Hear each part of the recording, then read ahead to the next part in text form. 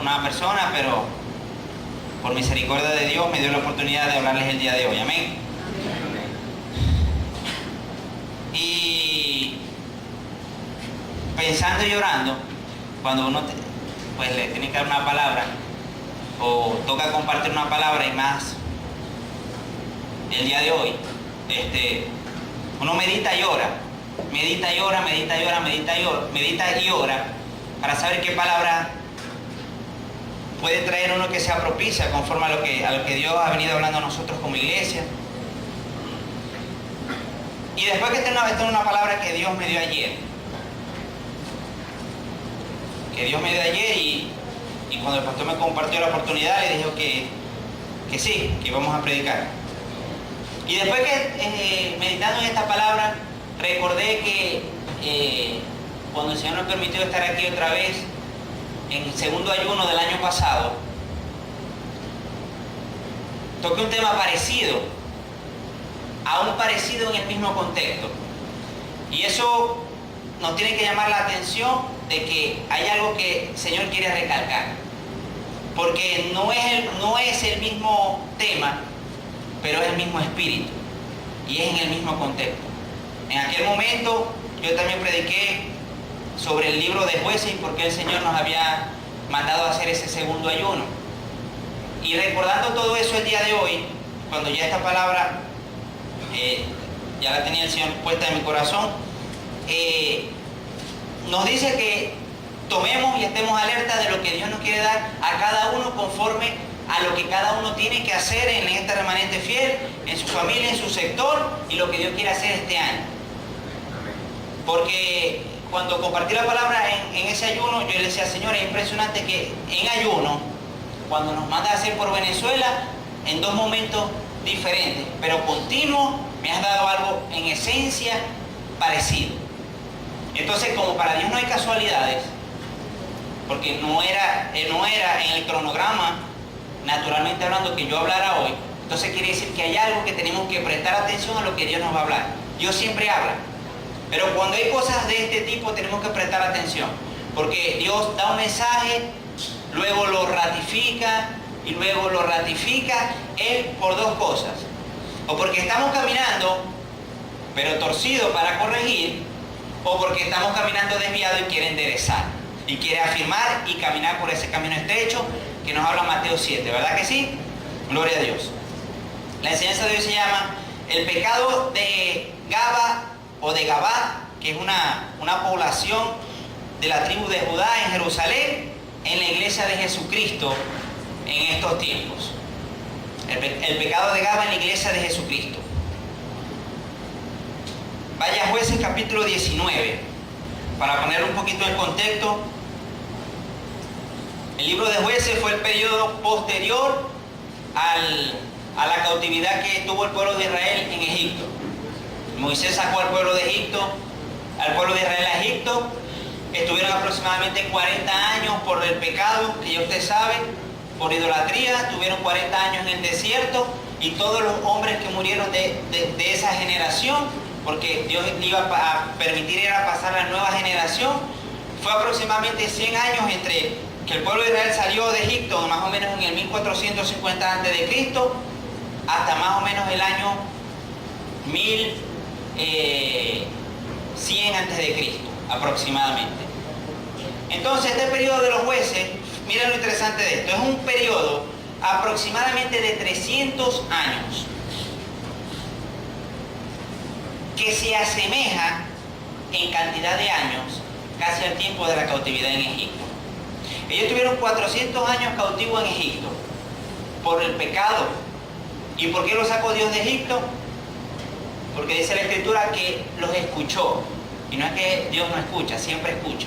Pero cuando dice que los escuchó, tuvo misericordia de ellos por las aflicciones que estaban teniendo, por los que estaban gimiendo, y les envió un libertador, que fue Moisés. Pero ese libertador fue por misericordia y amor. Porque la Escritura no me dice en ningún momento que ellos estaban arrepentidos. Ellos lo que estaban era sufriendo, estaban llevando castigo, opresión, maltrato por el pueblo de Egipto que los tenía cautivos. Y Dios se movió en misericordia. Porque precisamente la misericordia de Dios es el favor que se extiende de Dios hacia nosotros cuando nosotros aún no queremos reconocer que somos malvados y que necesitamos arrepentimiento. Pero Dios, como dice la Escritura, que su misericordia son nuevas cada mañana, y que Dios hace misericordia a millares, y a quien Él le place, al pueblo de Israel le tocó en ese contexto. Pero lo interesante aquí es que luego que ellos llegan a la tierra prometida, el libro de Jueces capítulo 1, arranca prácticamente con el final de la vida de Josué. Muere Moisés, luego se levanta Josué como sucesor. En el capítulo 1 de Josué, Dios le ratifica todas las leyes que le mandó a Moisés, y le dijo que entraran a la tierra prometida, que Dios ya se las había dado. Por eso es que a veces en las oraciones cuando decimos, Señor, vamos a tomar lo que ya nos diste, porque Dios siempre lanza la palabra, nos da la bendición y luego hay que accionar. Porque cuando Dios creó a Adán y Eva, los bendijo y luego les dijo fructificado y llenad la tierra. Los bendijo primero y luego les dijo lo que tenían que hacer. Así opera Dios. Nos bendice espiritualmente, pero naturalmente tenemos que hacer lo que nos corresponde. Y el pueblo de Israel entró y tomó la tierra prometida. Pero algo pasó. Después que Josué muere, ellos tuvieron aproximadamente como 15 o 20 años en la tierra prometida y muere Josué, el líder sucesor de Moisés, ese hombre con temor de Dios. Y en ese contexto es que empieza el libro de Jueces. El libro de Jueces es un contexto donde ellos estuvieron 300 años en declive espiritual. Era cíclico. Estaban espiritualmente bien, luego estaban mal 40 años, Dios levantaba un juez libertador, estaban bien, luego a lo que él moría volvían a caer, y fue un ciclo. El libro de los jueces en este periodo de 300 años fueron aproximadamente 12 jueces que Dios levantó. Algunos lo cuentan como 13, cuando nombran a Débora y a Baruch como juntos, porque en un momento fueron instrumentos de Dios para la libertad. Y Dios levantó a 2 líderes espirituales, que uno de los siervos que predicó acá habló sobre la vida de Samuel. En los 3 últimos periodos de los jueces que Dios levantó a Elías, al sacerdote Elías, que habla del contexto de 1 Samuel, es el mismo Elías, ese es el mismo Elías, el sacerdote Elí, perdón. Y luego está Samuel. Quiere decir que Samuel comenzó a vivir los últimos años de estos 300 años de pecado del pueblo. Entonces, ¿qué tiene que ver esto con lo que vamos a hablar? Tenemos que saber el contexto completo para poder saber cómo arrancó y cuál es el papel que jugó Samuel, que no vamos a hablar de Samuel, pero toca el periodo de los jueces que se describe aquí. Entonces, no vamos a leer todos los capítulos. Vivieron 300 años donde la mayoría fue en pecado, voluntario. Después que Dios los sacó de Egipto con mano fuerte, hizo señales, prodigios, les dio de comer codornices, del cielo, les dio maná, les dio de todo. El mensaje que leía el hermano Gabriel acerca de qué hubiera tenido que hacer Moisés naturalmente para alimentar a ese pueblo, de verdad que me impactó y es impresionante. Creo que tenemos que tener mucha fe para hoy tomar algo del tamaño de lo que le tocó a Moisés. Hay que ser un varón de Dios, ¿verdad? Pero es por fe. Entonces, en este capítulo 19 vamos a evaluar un contexto en torno a una familia, que esa familia puntual que toca el capítulo 19 nos da una amplia visión de lo que ellos vivían. Y la pregunta es esta: si ellos lo vivieron, si esta es sola familia que vamos hoy a compartir y a estudiar, vivieron eso, ¿qué no hicieron en esos 300 años? No sé si me explico. O sea, en 300 años, ¿cuántas familias no habrán vivido? ¿Cuántas personas no había? Entonces, si vamos a analizar lo que pasó con una familia, imagínense cómo se comportaban el resto de la familia. Era igual. Y no lo digo yo, lo vamos a ver ahora en la Escritura. Entonces, aquí vamos a ver algo interesante. Dice el capítulo 19 del libro de Jueces: en aquellos días, en los días de los jueces, cuando no había rey en Israel, esto va a ser fundamental en lo que vamos a compartir hoy. No había rey en Israel. ¿Por qué no había rey? Porque Dios no había levantado rey. Dios había levantado a Moisés, luego a Josué. Josué murió, quedaron los ancianos, el pueblo no le prestó atención a los ancianos y se volvieron, como dicen por ahí, se volvieron locos. ¿Pero por qué se volvieron locos? Es lo que hoy vamos a retomar. Porque ¿qué pasa? El pueblo de Israel es el pueblo santo de Dios en el antiguo pacto.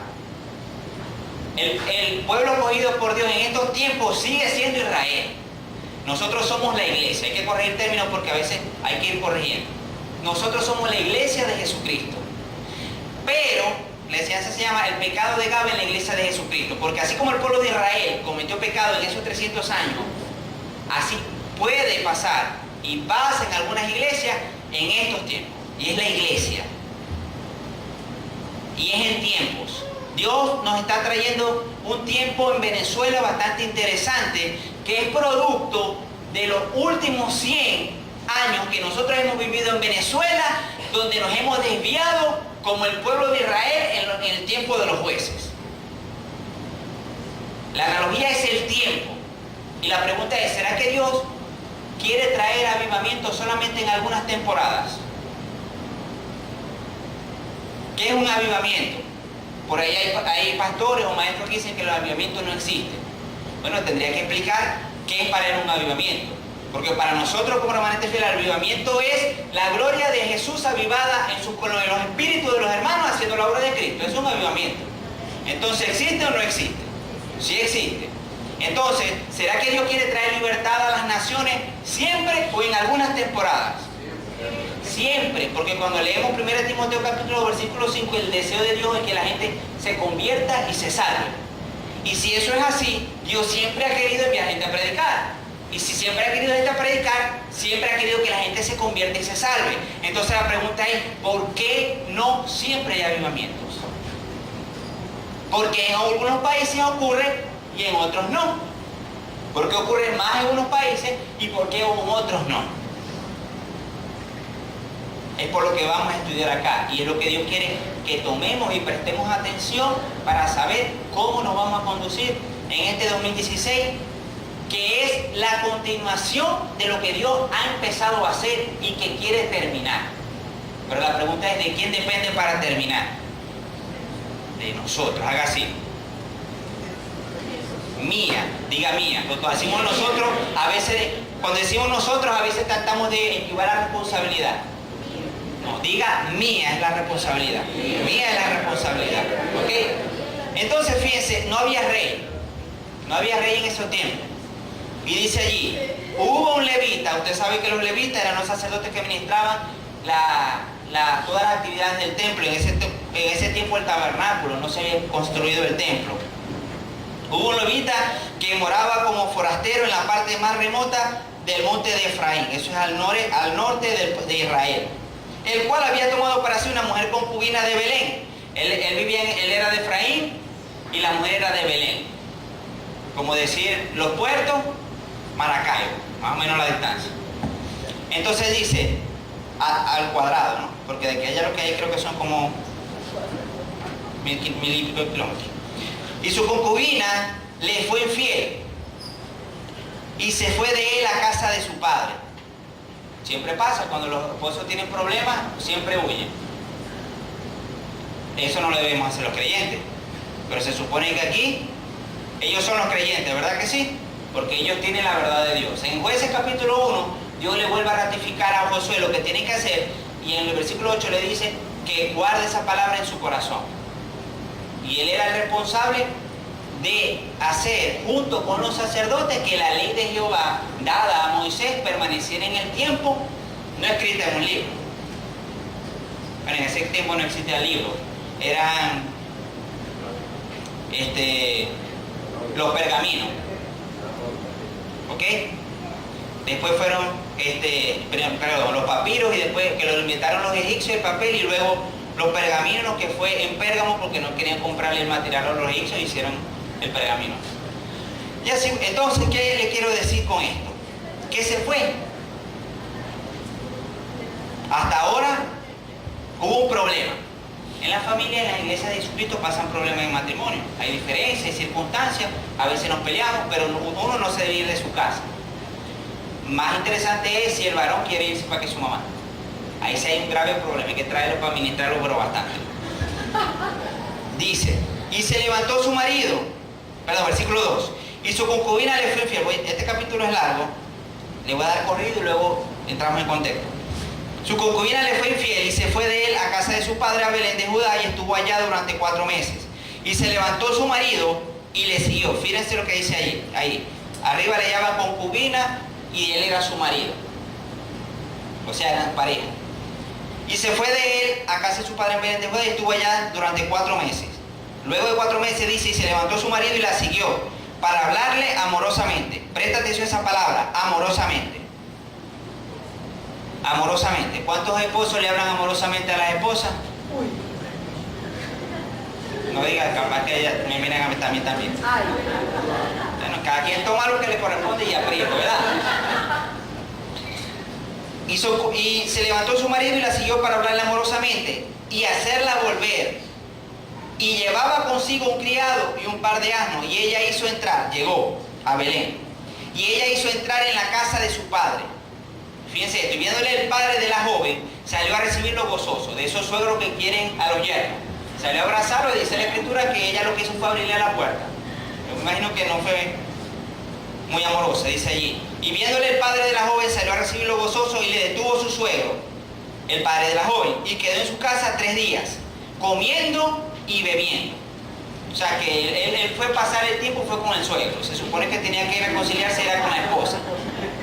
Entonces dice, y le detuvo el suegro, y quedó en su casa 3 días comiendo y bebiendo y alojándose allí. Al 4.º día, cuando se levantaron de mañana, se levantó también el levita para irse. Y el padre de la joven dijo a su yerno, conforta tu corazón con un bocado de pan y después os iréis. Y se sentaron ellos 2 juntos, otra vez ellos 2, ahí no está la esposa por ningún lado, ellos 2. Y se sentaron ellos 2 juntos y comieron y bebieron. Y el padre de la joven dijo al varón, yo te ruego que quieras pasar aquí la noche y se le alegrará tu corazón. Claro, se puede alegrar porque iba a seguir bebiendo.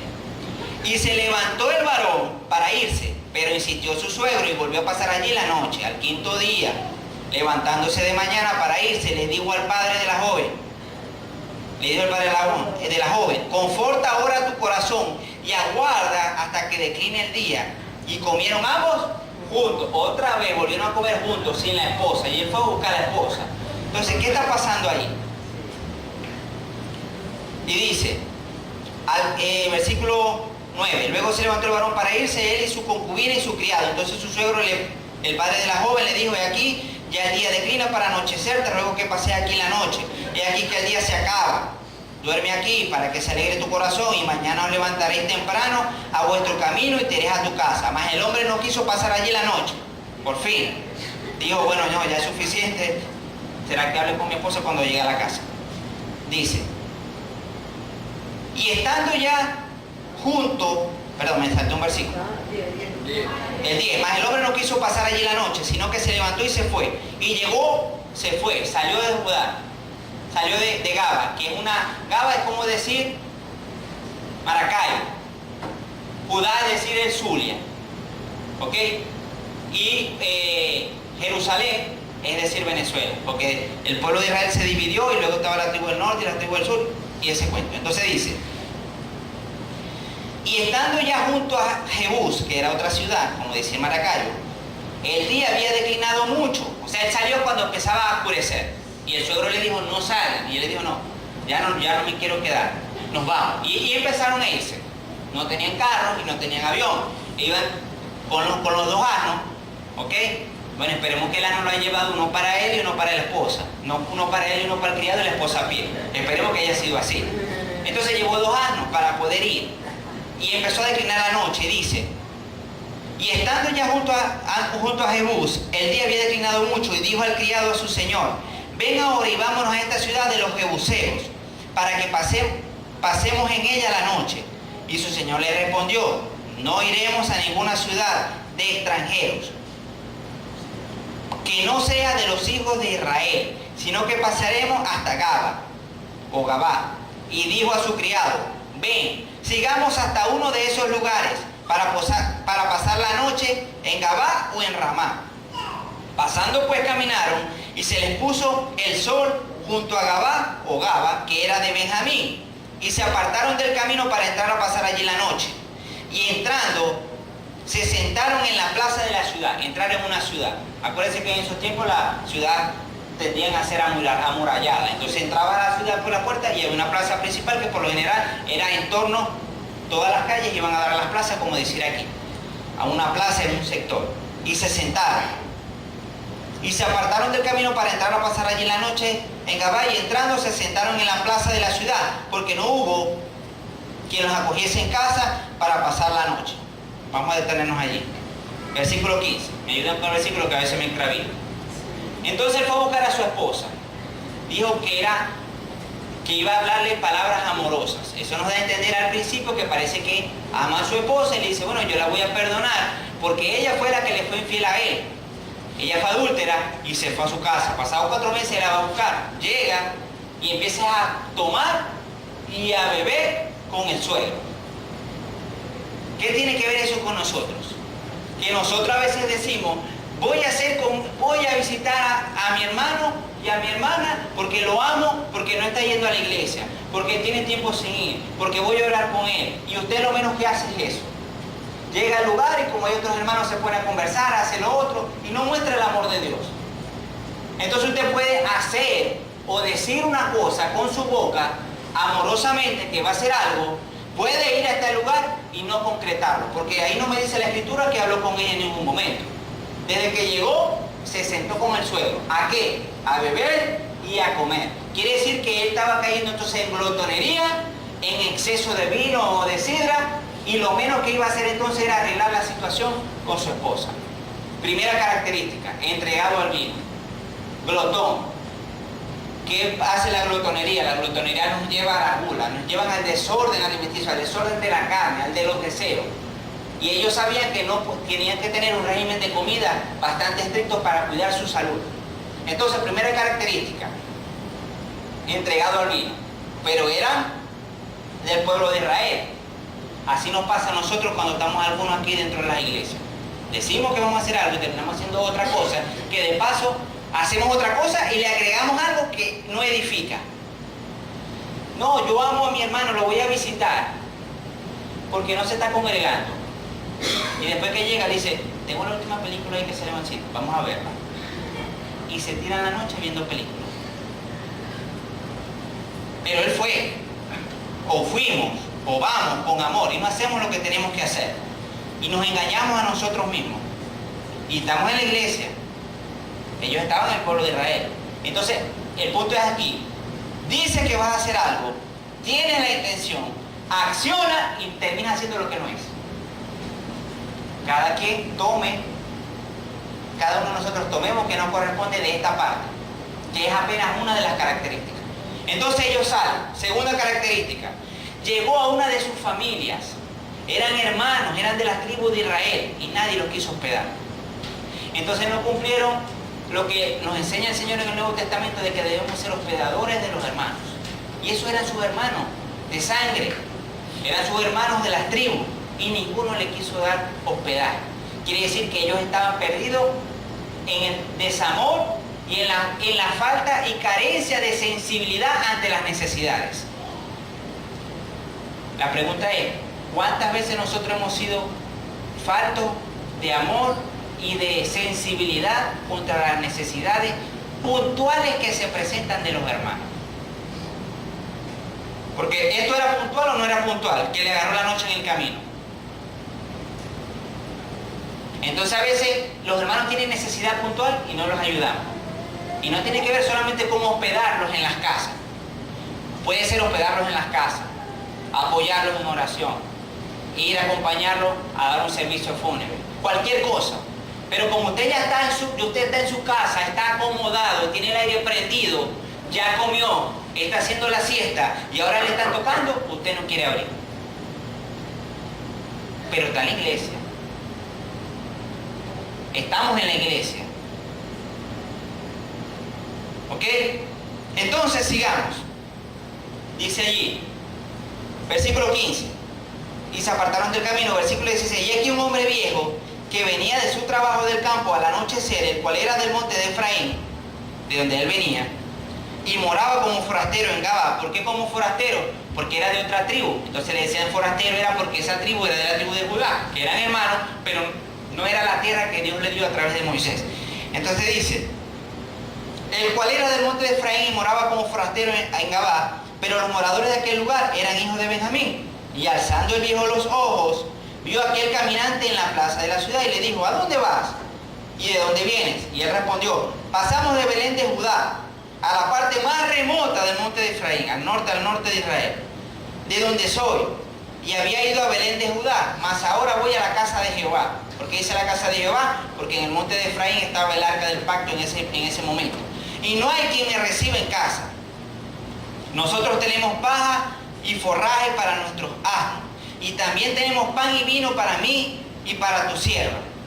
Y para el criado que está con tu siervo.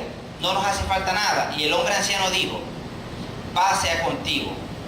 Tu necesidad toda quede solamente a mi cargo, con tal que no pases la noche en la plaza. Ok, ahora hay una persona que entra en el escenario. No se desconecte. Un solo contexto es lo que vamos a hablar en todo el capítulo 19, que tiene que ver con una familia. Y todo lo que se está moviendo en torno de esa familia.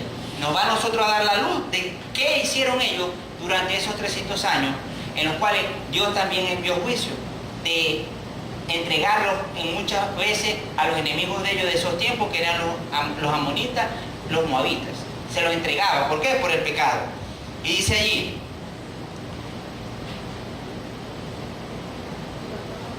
...21... y los trajo a su casa y dio de comer a sus asnos. Y se levantaron los pies y se ¿qué? Se lavaron los pies. Y comieron y bebieron. Pero cuando estaban gozosos, he aquí que los hombres de aquella ciudad, ¿hombres qué? Perversos. ¿Y en qué ciudad estaban? En Gabá, que era de la tribu de Israel. No eran perversos, moabitas, ni madianitas, ni nada que termine en ita. Eran de las tribus de Israel. Eran de las ciudades del pueblo de Dios. ¿Ok? Y dice, pero cuando estaban gozosos, he aquí que los hombres de aquella ciudad, hombres perversos, rodearon la casa, golpeando a la puerta, y hablaron al anciano, dueño de la casa, diciendo, saca al hombre que ha entrado en tu casa para que lo conozcamos. Y esta parte del contexto lo vamos a tocar brevemente en el taller de homosexualismo. En la escritura, cuando habla en el antiguo pacto de conocer, ayuntar, tiene que ver con una relación sexual. Conocer tiene que ver con intimidad sexual. Ayuntar tiene que ver con intimidad sexual. ¿Ok? A veces nosotros decimos, creemos que la fornicación es solamente las relaciones sexuales fuera del matrimonio. La fornicación es el acto sexual como Dios no lo aprueba. ¿Y cómo Dios no lo aprueba? Adulterio, que estén casados y se engañen, que fue lo que pasó aquí. Segundo, novios que no se han consagrado en corazón y espíritu uno al otro y están juntos. Tercero, en homosexualismo, hombre con hombre y mujer con mujer. O cuarto, bestialismo, sexo con animales. Todas esas características es la fornicación. El sexo practicado de la manera que Dios no lo creó. Entonces llegaron hombres perversos de las tribus de Israel que querían conocer al levita. ¿Ustedes a qué historia se les parece esta? A la de Lot. Y mira esta casualidad, también está en Génesis capítulo 19. Llega a la casa, el mismo espejo, llegaron los ángeles, entraron a la casa, aquí llegaron ellos. Llegaron los hombres igual a tocar, igual querían conocer. Igual era una ciudad perversa, igualita a Sodoma y a Gomorra. Pero eran las tribus de Israel, era el pueblo escogido de Dios. Y tenían el arca del pacto allá en Efraín. Y hacían las actividades, los sacrificios, la ofrenda de paz, todo esto que Dios les mandó. La Pascua, celebraban todo esto. ¿Qué tiene que ver esto con nosotros? El pecado que ellos tenían, ¿de dónde lo tomaron? ¿De dónde tomaron esa práctica sexual errada? ¿De dónde tomaron la postura de ser ellos perversos, hombres sanguinarios, que vamos a ver más adelante? Vaya al capítulo 2 de Jueces.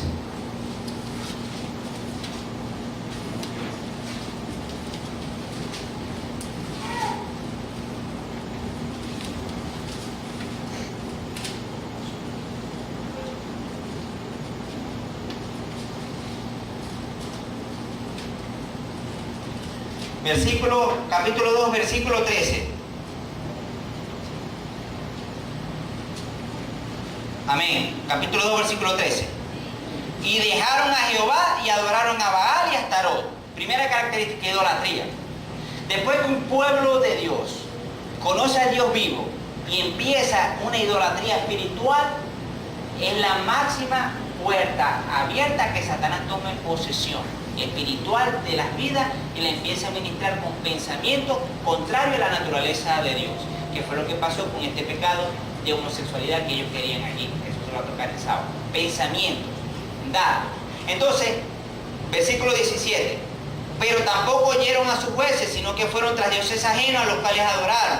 Se apartaron pronto del camino en que anduvieron sus padres, obedeciendo a los mandamientos de Jehová. Ellos no hicieron así. Y el versículo 21 de ese capítulo dice: tampoco, dice Jehová, yo volveré más a arrojar de delante de ellos a ninguna de las naciones que dejó Josué cuando murió.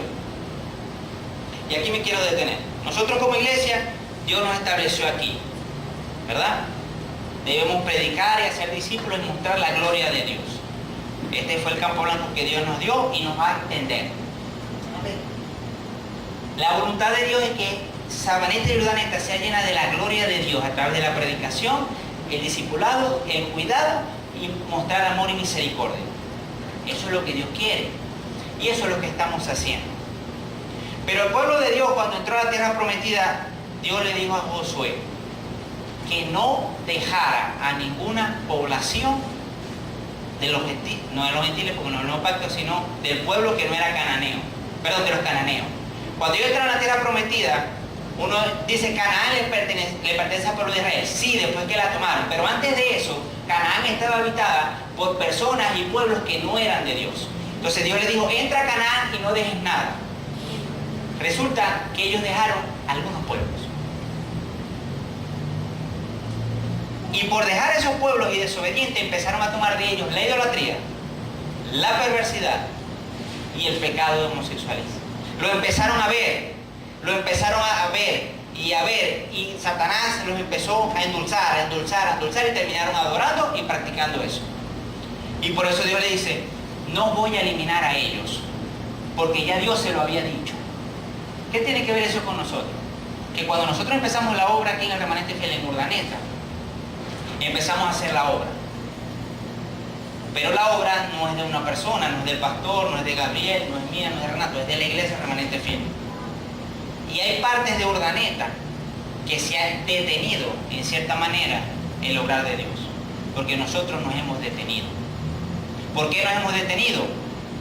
porque está tocando la puerta de la necesidad y estamos acomodaditos aquí, metidos en el templo.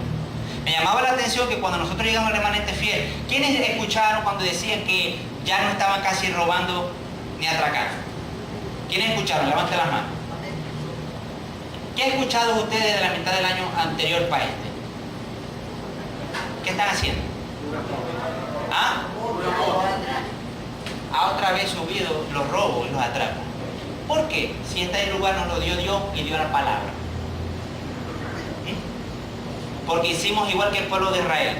Dejamos sectores sin tomarlos. No los tomamos. No los discipulamos. No los afirmamos. ¿Y en qué se transforma eso? Menos oraciones unidas, el mismo sentir, bombardeando el cielo para que la gloria de Dios se manifieste.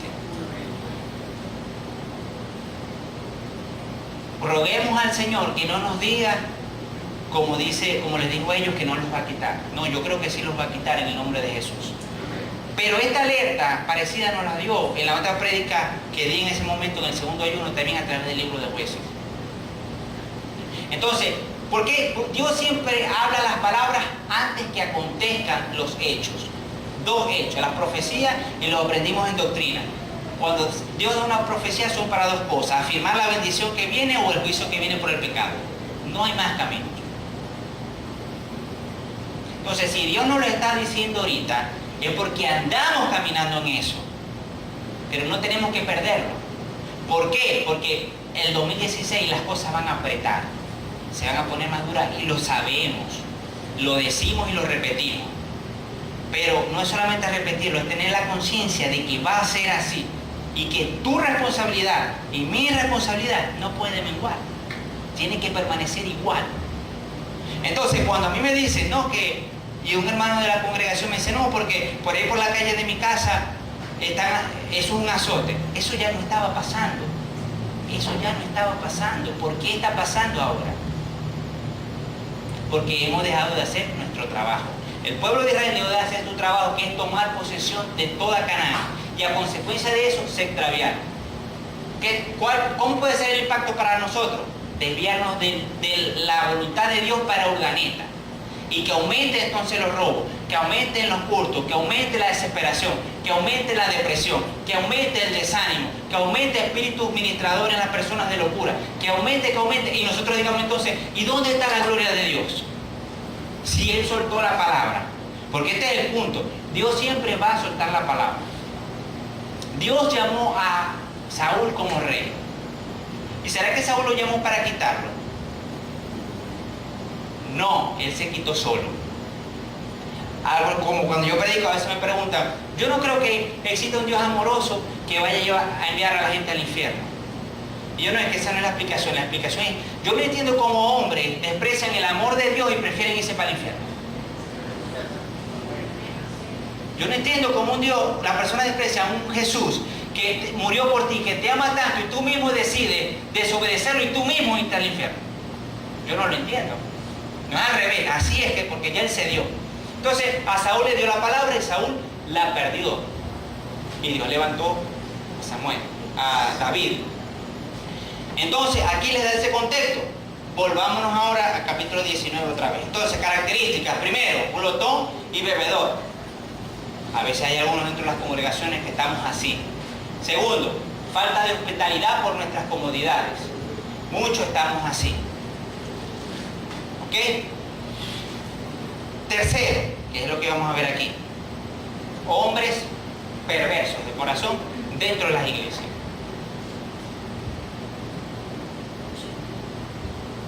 Porque a usted no se le puede olvidar, porque no podemos caer en la religión.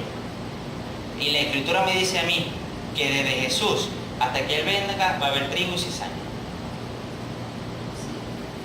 Entonces en la iglesia van a haber perversos. ¿Qué tenemos que hacer? Amarlos, bendecirlos, ministrarles y orar por ellos.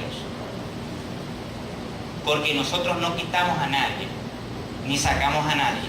Porque esta iglesia no es nuestra, es de Jesucristo. Amén. Todo el que entre por esa puerta, aquí no vamos a sacar a nadie, a menos que haga algo totalmente extraordinario, que lleve a un desorden y un desequilibrio en esta comunidad cristiana y entonces tengamos que tomar decisiones. Pero si una persona vive de X manera y quiere venir aquí, puede venir a recibir palabra. Pero si en algún momento quiere ser de influencia en eso, aquí en la congregación, ahí es donde nos tenemos que detener, porque no vamos a permitir que dañe a los demás. Le voy a dar un ejemplo. Una persona que sea violenta, paz de Dios, pero si quiere estar de violento en la iglesia, estarse agarrando con los hermanos, no lo podemos entrar. Sí, usted tiene que abrir el entendimiento, porque a usted cree, pobrecito los hermanos, no, las cosas son como son, tienen un orden, tienen principios.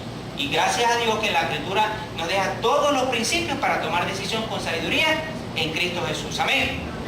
Entonces volvemos al punto allí. Dice, ahora hay una persona que dijo que era hospedador.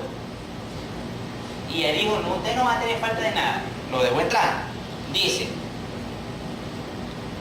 y salió a ellos, versículo 23, y salió a ellos el dueño de la casa. ¿Quién era? El anciano, el viejo. Y les dijo, no, hermanos míos, os ruego que no cometáis este mal. Estaba claro que eso era un mal. Ya que este hombre ha entrado a mi casa, no hagáis esta maldad. He aquí mi hija virgen y la concubina de él. Yo la sacaré ahora. O sea, dijo, no le hagan nada a él. Les voy a dar mi hija que es virgen y la concubina de él. Hagan con ella lo que ustedes quieran. Y era hospedador. Quiere decir que era hospedador, pero también no tenía amor hacia su hija y hacia su familia, que en vez de defenderla, la entregó. ¿Cómo se explica eso? De verdad que eso no tiene explicación. Eso no tiene explicación. Pero estaba en el corazón del anciano, de una persona que vivía ahí. Entonces ya sabemos que ahí vivía gente glotona, bebedora, con falta de hospitalidad y que no tenían amor por la familia. Y se manifestó entonces el levita amoroso que vino a buscar a su esposa. Vamos a ver. Fíjense esto, todo esto en torno a una familia. Imagínense en los 300 años, ¿cómo no estaban toda esa familia? De milagro no enviaría al Señor otro diluvio porque ya había hecho un pacto con eso, por sí mismo, que no iba a destruir más la tierra con agua. Pero capaz que si hubiéramos sido nosotros como Jacob y Juan, le hubiéramos dicho, Señor, me manda fuego del cielo, que también sean destruidos. ¿Por qué? Nosotros a veces no somos como el Señor, pero tenemos que orar para que Él ponga amor en nuestros corazones. Y nos ha venido enseñando. Entonces fíjense, versículo 25, 24, dijo, he aquí mi hija virgen y la concubina de él. Yo la sacaré ahora, humilladlas, y haced con ella como os parezca. Y no hagáis a este hombre cosa tan infame. O sea, para él era una infama, algo catastrófico, que iban a abusar de este hombre, pero para su hija la iba a entregar, que hicieran con ella lo que quisieran. Versículo 25. Mas aquellos hombres no le quisieron oír, por lo que tomando aquel hombre a su concubina, la sacó. O sea, la forzó, la empujó, la entregó. ¿Y cómo eso? ¿No la amaba? Si la vino a buscar por amor. Otra característica, dijo que iba a hacer algo, vino por amor y ahora no lo está demostrando. Pasa con nosotros dentro de la iglesia. Decimos algo, accionamos algo y no está el fruto. Aramos la tierra, sembramos la semilla, le echamos agua y no sale nada. Yo no sé mucho de agricultura, pero yo no sé cuál es la fruta o el vegetal que se da más rápido, yo no sé. No sé, pero el que sea más rápido, capaz que ni le hubiera salido. No tenía fruto. Entonces, ¿para qué? ¿Ah? ¿Para qué venía a buscar a su esposa? Ese contexto solamente me deja entender y saber a mí que era para satisfacer una necesidad de él.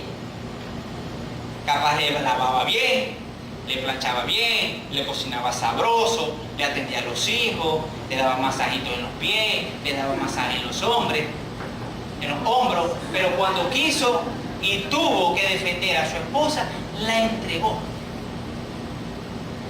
Entonces también hay familias que toman modelos de los cananeos dentro de la iglesia. Hay que ir para la panadería, anda vos, y son las 2 del mediodía. Y después que viene, y no me traiste un chocolatico, si vos sabés que a mí me gusta. ¿Ah? ¿Será que provoca dar un pecozón? En el amor del Señor, no físico, espiritualmente hablando. No, mi amor, necesito que me venga a buscar trabajo, que salga temprano. No, hay mucho tráfico, venite en carrito. Venite en carrito. Pero la ama, le dice que la ama y hace acciones para demostrar que la ama. ¿A dónde quería ir de viaje? A la puerta, yo te llevo, ¿cuántos son? Como 300 kilómetros, yo te llevo. No, lo que quiere es gozarle en el frío. Él quiere comerse la fresa, él quiere comerse todo también. Abuelita, la esposa incluye aquí, le dice, yo te amo y te meto en el paquete, pero quiere satisfacer una necesidad de él. Y así tomamos nosotros ejemplos de los cananeos. ¿Por qué esta enseñanza en este ayuno? Porque nos estamos enfocando mucho en lo que Dios quiere hacer. Gloria a Dios, y es así. Le estamos pidiendo perdón por el pecado del mundo y de nosotros por lo que no hemos hecho. Pero el punto ahorita es, ¿qué es lo que estamos haciendo mal? Porque lo estamos haciendo y estamos creyendo que está bien. Y nos estamos engañando a nosotros mismos. Él creía que amaba y el viejo creía que él era bueno porque era hospedador. Pero entregó a la hija que era bien. Entonces, ¿cómo se explica? Entonces, otra característica, perversidad de corazón. No amaba a su esposa, la utilizaba, la vejaba, quería aprovecharse de ella. Y pasa en las iglesias, porque en las iglesias unos están en proceso, otros ya están transformados y otros todavía son cizañas, orando para que se convierta en trigo. Esas son las 3 características, usted tiene que estar claro. Porque no todo el que está al lado suyo es hermano suyo. O usted aquí los conoce, pero cuando seamos más grandes y haya más personas, usted posiblemente no los va a conocer a todos. Porque si hay 300 personas, si hay 360 personas en la iglesia y usted quiere compartir con todas, tendría que entonces cuadrarse un día con cada uno para que en un año usted pase una tarde con ellos. ¿Sí me explico? No lo va a poder hacer, a menos que hagan reuniones masivas, y esa reunión masiva tampoco le va a permitir intimar. Por eso que Jesús tenía 12, para poder hacerlo bien, invertir el tiempo correcto, y esos 12 iban a multiplicar. Por eso el pastor no los va a poder atender a todos los domingos, así que usted cuando no lo puede atender, ore por él, porque para que el Señor lo fortalezca y usted no se complique, no diga que el pastor no lo quiere atender. Porque entonces la cola, 15, y el pastor ahí, claro, 15, 1:30, y todos quieren hablar con el pastor. Y el pastor también come porque es un ser humano. Y todos quieren hablar con el pastor. Si a ustedes, hermanos, les dan la cola, un hermano que tiene carro, bendiga, pero no se moleste cuando no le dé la cola, si no puede. Bendígalo. Hasta que Dios nos dé 3 buses en el nombre de Jesús. Se haga una salga del 4, una salga del centro y una salga de allá de la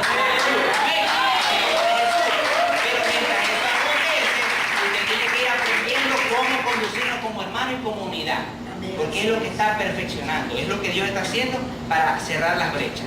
Eso es lo que Dios está haciendo y lo que Dios quiere hacer. Entonces, no se moleste si el hermano no lo puede llevar. Si no lo puede llevar, por algo es. Amén. Porque si otra cosa lo ha llegado, es porque quiere llevarlo, pero no se complique. Relájese. Eso se lo enseña a los que están más cerca de mí. Yo no se complique, relájate, ora ya, entrégate al Señor. Ok, sigamos. Fíjense, versículo 25, más aquellos hombres no quisieron ir, por lo que tomando aquel hombre a su concubina la sacó y entraron a ella y abusaron de ella toda la noche.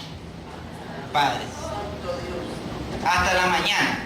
Y le dejaron cuando apuntaba el alba, o sea, cuando ya se estaban medio saliendo los rayitos del alba, ya se fueron, entre todos la violaron. Pero fíjense esto.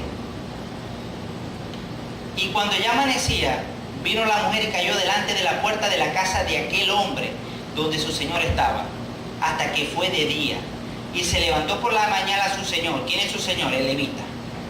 y abrió la puerta de la casa y salió para seguir su camino. Y aquí la mujer, su concubina, estaba tendida delante de la puerta de la casa, con las manos sobre el umbral. Me imagino allí que en el portal de la puerta. Y él le dijo, levántate y vámonos.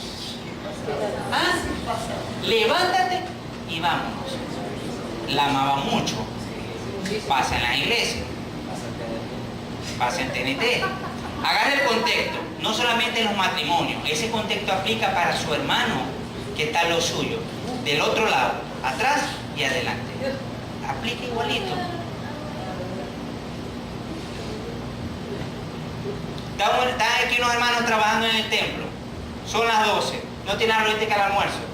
Y usted llega y hay que hacer algo a la 1 y había una hora puntual y usted llega a su casa bien llenito, con el palillo aquí sacándose la comida. Vamos a comenzar pues los hermanos muertos de hambre. No, hermano, es que no hemos comido. Es un irresponsable. Si es a la 1 y no sabe lo que pasó aquí para que se atrasara el horario. Eso es insensibilidad con nuestros hermanos. Eso es no ver la necesidad y cuidarnos. No lo voy a llevar al extremo de eso, pero sí tiene que ver con cuál es la necesidad de los hermanos. Porque todos tenemos que hacer la obra y todos lo vamos a hacer juntos y todos nos vamos a cuidar. Eso tenemos que hacerlo y Dios nos lo ha hablado en otro tiempo. Y en aquel ayuno el Señor me está teniendo memoria que también lo dijo. También lo dijo. Y si el Señor está volviendo a repetir en otro ayuno y por la misma persona, por algo será. Yo, claro, yo estoy metido en ese paquete igual. Yo simplemente soy un instrumento para el mensaje. Pero yo estoy metido en el paquete igual que usted. Cada quien tome lo que le corresponde. Dice, él le dijo, levántate y vámonos. Casi que le dice, toma tu lecho y anda. Pero ella no respondió. ¿Cómo va a responder? ¿Usted ha escuchado noticias o ha visto cómo quedan las personas cuando sufren una violación o sufren un shock emocional por algo físico que hayan vivido? Y él le dijo, y ella no me responde. Normal. Como si fuera normal. ¿Cómo está el corazón de ese levita que ministraba en el templo? Ofrecía las ofrendas a Dios. Levita. ¿Quiénes son los levitas en estos tiempos? ¿Quiénes? Todos. No me vayan a decir que los adoradores. Todos somos levitas porque todos somos real sacerdocio, nación santa, pueblo adquirido por Dios, para anunciar sus virtudes. Él es el gran sumo sacerdote y nosotros somos sacerdotes en Él. Quiere decir que todos nosotros somos levitas y muchos levitas de todos nosotros tenemos un corazón así, totalmente de piedra, y no son los nuevos. Apriete los dientes, no son los nuevos. Ok, sigamos. Pero ella no respondió, entonces la levantó el varón y echándola sobre su asno, se levantó y se fue a su lugar. Y llegando a su casa tomó un cuchillo, fíjense esto es impresionante, tomó un cuchillo y echó mano de su concubina y la partió por hueso en 12 partes. Habría que preguntarle aquí a un médico anatómicamente cómo la puede partir por hueso en 12 partes. No lo sé. Y la envió por todos los del territorio de Israel. Y todo el que veía aquello decía, jamás se ha hecho ni visto tal cosa desde el tiempo en los hijos de Israel. Subieron de la tierra de Egipto hasta hoy. Considerad esto, tomad consejo y hablad. No vamos a ir al contexto 2021, ellos se van a la guerra y matan casi a todos los benjamitas, los matan casi a todos, quedó un remanente, no habían siervas, se iba a desaparecer la tribu. Y luego ellos dicen, bueno, vete a esta ciudad y toma 600, habían quedado 600 hombres, le digo, toma 600 concubinas para ellos. El punto aquí no es que, porque ya estaba muerto. Eso es como una persona preguntando, hermano, ¿yo puedo donar un órgano cuando me muera? Buena pregunta, ¿verdad? Y algunos dicen, no, porque el Señor lo va a resucitar. El Señor le va a dar un cuerpo nuevo, así que ese cuerpo que lo usen para lo que lo van a usar, porque al final usted va a bendecir otras vidas. Usted va a resucitar con un cuerpo nuevo y una vestidura nueva. Así que no importa lo que haga con su cuerpo después. Porque eso es religiosidad. Usted no va a resucitar en ese cuerpo. Usted va a resucitar en un cuerpo nuevo, glorificado. Amén. Entonces, El punto aquí es que estaba muerta, la partió. ¿Okay? O sea, quiso enviar un mensaje contundente a sus hermanos para decirles, mirá lo que hicieron los de la tribu de Benjamín. Se reunieron en el monte y accionaron. Pero el punto es este, que él, a pesar de que ya estaba muerta, igual tenía insensibilidad en su corazón porque la volvió un pedazo de su concubina y las envió con un paquete. Este paquete va para allá. O sea, mírense cómo estaba su corazón. Y era una familia. Entonces, ¿cuáles son las características que tiene este contexto? Una única pareja, no hemos hablado de más, una pareja. Pero todo lo que lo involucraron, ¿qué demostraron? Glotonería, dados al vino, insensibles, perversos, practicantes de la homosexualidad porque la aprendieron y la tomaron y la creyeron a Satanás de los idólatras. Porque déjenme explicarle algo. En los cultos y en los templos de adoraciones griegos y egipcios, en las adoraciones también que se hacían a los dioses, también se hacían relaciones sexuales en los templos. Adulteraban, fornicaban de todas las maneras posibles. Hombre con hombre, mujer con mujer, con animales, como sea. Eso era un desastre. Y de ahí lo tomaron. Es más, el profeta Isaías da una exhortación al pueblo cuando Dios le muestra una visión las perversiones que estaban haciendo dentro del templo. Y creían que Dios no se iba a dar cuenta. Y levantó un profeta para traer palabras de arrepentimiento y no se arrepintieron. Entonces, había insensibilidad, pero eran del pueblo de Israel. Ahora, vaya otra vez al versículo 1. Dice: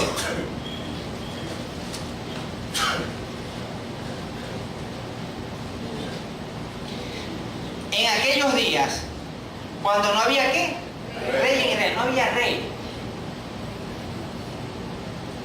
Yo puedo comprender, entender y aceptar, porque es un hecho, una realidad palpable, que gente del mundo se comporta así porque no tienen rey. ¿Usted tiene rey?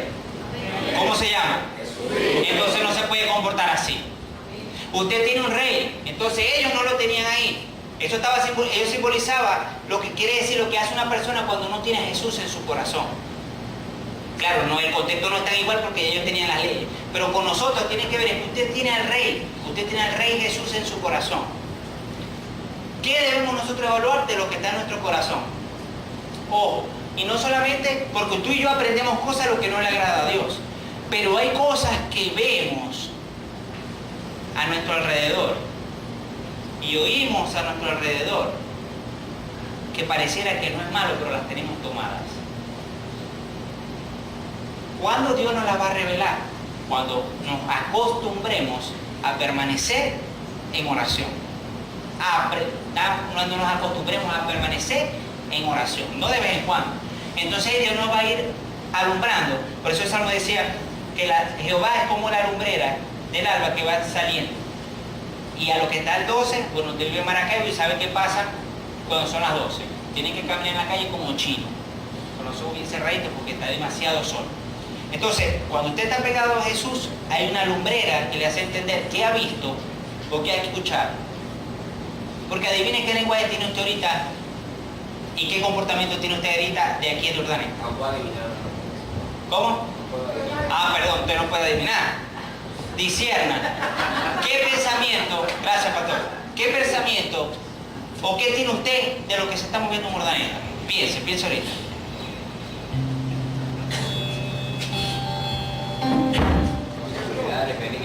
Temor, desesperanza, depresión, dejadez, porque usted ve que la calle está pelada, se ve como tenebrosa, se ve como dejada. ¿Le ha o no le ha ministrado? Porque está mirando lo que tiene en el entorno. Entonces se están combinando dos cosas. Está mirando lo que no ha cambiado porque no hemos terminado lo que tenemos que hacer. Tomar Urdaneta. Y se ha servido en una ocasión. 12 sectores hemos evangelizado en Urdaneta. Más de 500 personas convertidas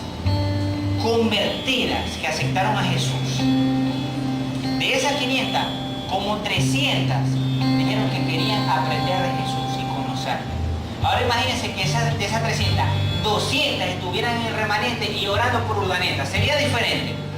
Sí. Entonces la pregunta es, ¿vamos a tomar hoy la exhortación que Dios nos está dando? De lo que tenemos que hacer aquí. Porque ellos no hicieron lo que tenían que hacer ahí. Pero gracias a Dios que Dios nos está hablando en este tiempo, antes que acontezca que menguemos en lo que estamos haciendo. Porque lo estamos haciendo. Ahora lo hemos retomado. No porque no hayamos querido. Porque Dios levantó a Josué. Y el pueblo murió Josué y se acabó. Vamos a evangelizar. Usted no ve a todos los ancianos aquí. Gloria a Dios. Cuando yo no vea ninguno, ya no voy pastor. No voy yo. Entonces usted va, hace las cosas porque lo hace el pastor, la hago yo, la hace Gabriel, o porque usted sabe que tiene una responsabilidad y usted tiene que tomar lo suyo. Porque ese fue un ciclo. Levantó a otros hombres, murieron y decayó. No, aquí ninguna de las actividades del remanente es fiel. Y eso replica para todas las iglesias de Jesús. Debe menguar ninguna actividad. Ninguna. Ni los servicios, ni los ayunos, ni las vigilias, ni los servicios de jóvenes, ni los evangelismos. Nada, ni discipulado, nada debe menguar. Porque entonces estamos replicando lo de Josué, que necesitamos siempre tener un hombre ahí que nos motive. Y ya Dios nos habló de eso en otra oportunidad, que Dios quiere son puros Pablos, que se caminen con motivación propia de alcanzar lo que Jesús le dijo que Él le había dado para establecerse en esta tierra. Puros Pablos que necesitan para alcanzar y mostrar la gloria de Dios en Venezuela. Porque lo que estamos viviendo en Venezuela es la opresión que vivió el pueblo de Israel, y robaban la comida. Después que ellos trabajaban, venían y les robaban toda la comida, les saqueaban los graneros. Es lo que está pasando en Venezuela. Tú trabajas y después no encuentras nada, te están saqueando. ¿Pero por qué te están saqueando? Porque no has tomado lo que tienes que tomar, lo que tenemos que tomar para que Venezuela no sea saqueada por el enemigo y tenga que retroceder. Hay otra mentira que a veces se ministra en la mente de las personas. Yo he escuchado personas que dicen, no, pero es que a la final la maldad se va a multiplicar porque la Biblia lo ha dicho. Entonces yo le hago una pregunta. ¿Será que el poder del Espíritu Santo iba a ir menguando a lo largo del tiempo hasta que Cristo venga? ¿Sí o no? No. Entonces, ¿cómo coincide de que el Espíritu Santo de Dios siempre va a traer libertad a través de la iglesia y que la opresión satánica y la maldad iba a crecer? ¿Cómo se coincide eso? Por lo que está pasando en Venezuela, está empezando a pasar en Estados Unidos y en muchos países. La iglesia está como los jueces, se cerraron, tomaron el molde del mundo y la maldad está creciendo. Y la maldad va a crecer y se va a multiplicar. Pero yo estoy plenamente convencido que las ciudades o los estados, o incluso la mitad de un país que permanezca en la roca, así la tierra esté llena de maldad, esa mitad de Venezuela o de la tierra va a estar en la gloria de Dios. Porque el Espíritu Santo de Dios siempre es el mismo. Y ese es el mismo. Y es lo que Dios quiere hacer. Es lo que Dios quiere hacer con Sudamérica, con el Zulia, con Venezuela. Es lo que Dios quiere hacer. Entonces, créale a Dios. La maldad se va a multiplicar, sí. Pero cuando la iglesia cesa, eso es un balanceo ahí. Cuando la iglesia cesa, la maldad sube. Estados Unidos viene a juicio. Juicio viene a Estados Unidos, porque el presidente de esa nación en el año pasado, en junio del año pasado, aprobó el casamiento de homosexuales en aquel lugar. Y usted sabe lo que pasó con Sodoma y Gomorra por ese pecado. Que es pecado, pero venga al taller para que usted entienda cómo opera y qué es, y pueda ser libre y pueda estar convencido. Porque si usted está en la iglesia, tiene que saber que eso no es de Dios, usted no puede dudar. Usted tiene que saber que eso es de Dios. Y si no es de Dios, Dios tiene todo en orden. Y Dios sabe cómo mostrarte la verdad para que ayudes a otros, para que los ayudes. Y el pastor ha dado su testimonio. Y él dice, ¿cómo hubiera salido el del problema del alcohol, si Dios no lo toca, y él entiende por medio de la verdad que eso no es de Dios, y que cuando él viene el Espíritu Santo lo llena y la gloria lo invade y no necesita el alcohol. Es el mismo principio, pero eso lo vamos a dar en el taller. Amén. Entonces tome lo que le corresponde, cierre allí y practique todo lo que hoy aprendió de este contexto, pero a la inversa. Y ayude al hermano. Hemos orado por este país y hemos dicho perdónanos por los pecados que hemos cometido como parte de esta nación, sí. Pero hoy Dios nos está ampliando un poco más la visión de la parte que tenemos que corregir tú y yo. Para que no estemos 50 años más como está Venezuela. Porque esta es la pregunta. Y esto es lo difícil de entender del Evangelio o de las palabras que Dios da, pero Dios da discernimiento. ¿Dios soltó o no soltó la palabra? ¿Y qué va a pasar si no hacemos nada? No viene, no se cumple. Le vuelvo a poner el principio. ¿Quién llamó a Saúl? Dios. ¿Quién lo estableció como rey? Dios. ¿Quién quería que permaneciera como rey? Dios. Y él no quiso. Dios levantó a otro. Dios da la palabra. Entonces Dios da una palabra para Venezuela de restauración en él. Pero los pies, las manos de Jesús somos nosotros.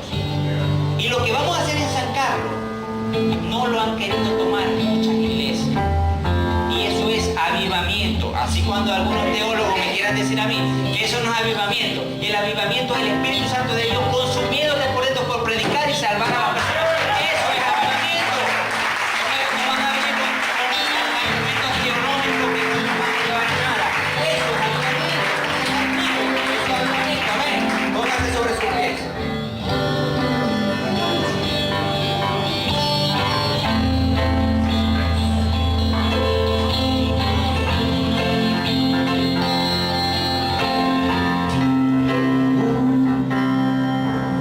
Amén. Cierre sus ojos ahí y adore al Rey. Adora al Rey y el Señor va a traer a memoria lo que usted debe cerrar brecha y lo que usted debe tomar de lo que hoy se habló.